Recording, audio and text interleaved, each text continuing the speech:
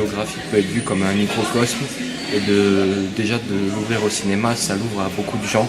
La relation entre les deux, une plus grande attractivité déjà pour le public, ça rend déjà l'œuvre géographique beaucoup plus intéressante et je pense qu'on se sentirait moins seul d'échanges géographiques. La première année où j'ai assisté au cinéma, on était en L1, c'était vraiment la première fois que j'arrivais à mettre mes cours et à mettre l'application des lectures ou de ce qu'on apprend en géo sur un espace, sur un territoire concret. Ce qui est intéressant dans Géocinéma, c'est la réflexion autour de l'espace et il est filmé, il est interprété dans un film.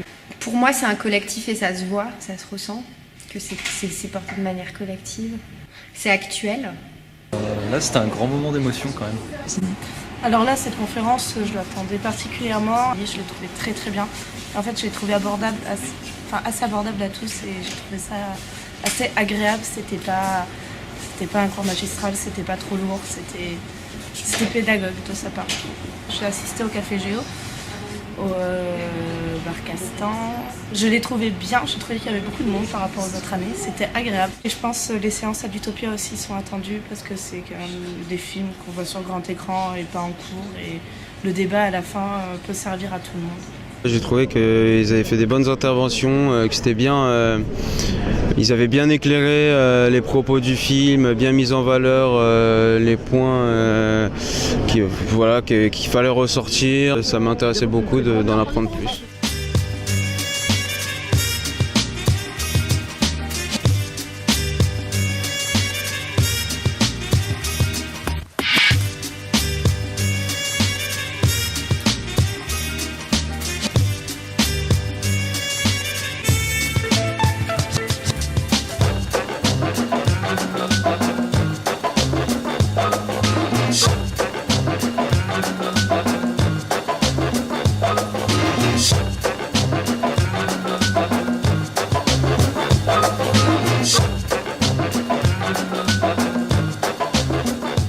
Le festival, oui, se définit comme un lien entre la fiction et la géographie. Alors que vient faire le documentaire là-dedans? Déjà, pour moi, le cinéma documentaire, c'est un genre cinématographique. Et donc, c'est un grand plaisir pour moi de venir à Géocinéma. C'est toujours agréable de montrer des films et de discuter des films, de son travail avec un public. Montrer des films de mes étudiants, c'est aussi très très agréable, c'est une grande fierté. Je vois qu'eux sont très fiers et sont très honorés. Le Café Géo, c'est une organisation qui existe indépendamment du Festival Géocinéma. Il existe depuis très longtemps, il existe au niveau national. Et lorsqu'on a créé Géocinéma, on s'est dit que ça serait bien de pouvoir associer une session du Café Géo au festival.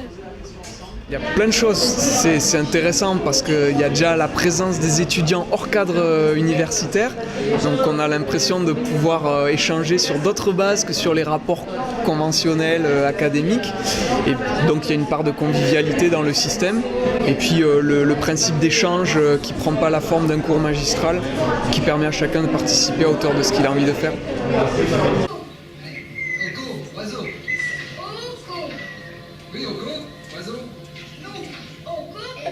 Je pense qu'on est aussi d'accord pour dire que les interventions qui sont les leçons qui se font en amphi, donc là on demande à un collègue de choisir des extraits de films et de monter un cours en se basant sur des extraits qu'il a choisis. La conférence dite ciné-conférence, autrement dit un exposé un peu savant, un peu scientifique, mais pas totalement, un exposé fondé sur des choix de séquences de films qui supportent le propos.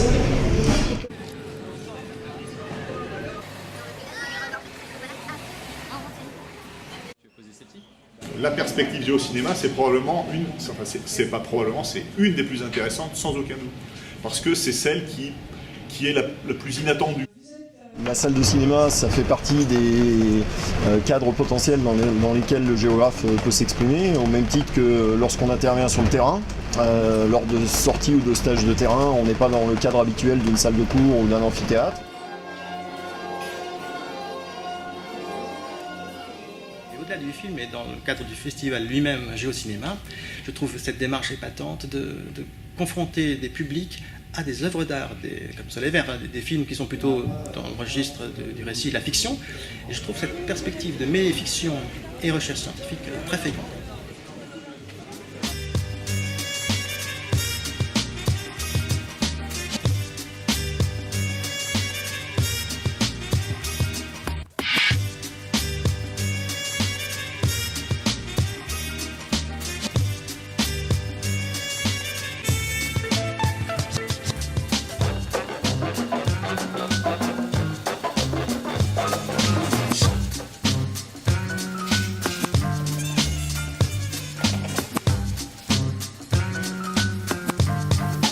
Hold on, Mr. Bongo.